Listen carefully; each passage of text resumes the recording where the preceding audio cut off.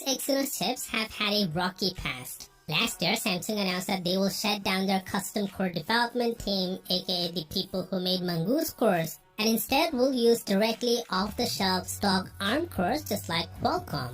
And the results were better than expected. The Exynos 2100 outperforms the Snapdragon 888 in the CPU department. But now, it seems Samsung might start developing custom cores once again. You heard that right. A new report out of South Korea claims that Samsung is recruiting engineers to make custom cores for Exynos processors. Don't worry, the Mongoose cores aren't coming back. This new custom core team has nothing to do with the old one. In fact, the engineer that Samsung is hiring is from Apple, and he's a senior CPU designer who worked on multiple chipsets from Apple. Everyone and even their dogs know at this point that Apple is the best when it comes to mobile chipsets. Apple's success isn't magic though. It's a result of excellent engineering, a good lead time over its competitors, and of course, custom chipsets. Unlike Samsung and Qualcomm, who use off-the-shelf stock ARM cores, Apple creates their own custom cores, which give them the freedom to make bigger chipsets with big cache sizes.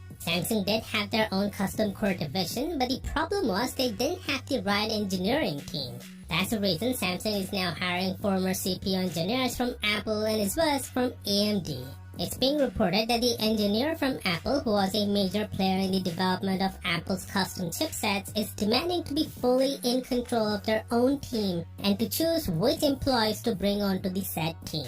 Now you might ask why in the world Samsung is going back to create custom cores, especially after what happened in the past. Well, there's a good reason for that. You see, Qualcomm has acquired Nuvia for $1.4 billion, which is a startup company consisting of industry veterans who were behind the creation of Apple's high-performance CPU cores and who were aiming to disrupt the server market with a new high-performance core called Phoenix. So it's a matter of time before Qualcomm will ditch stock ARM cores in favor of their own custom cores, and when that happens, Samsung will be at a big disadvantage because custom cores will always be better than stock cores unless that custom core is called Mongoose. So it makes total sense why Samsung wants to go back to custom cores. Samsung and Qualcomm hiring the best people from Apple mean Android chips will get significantly better, and Apple might lose the competitive advantage, at least in the silicon department. Apple fans might say that Apple will use the M1 chip on iPhones to counter this. Well, that's not gonna happen because the M1 chip is too big in size to fit in a phone.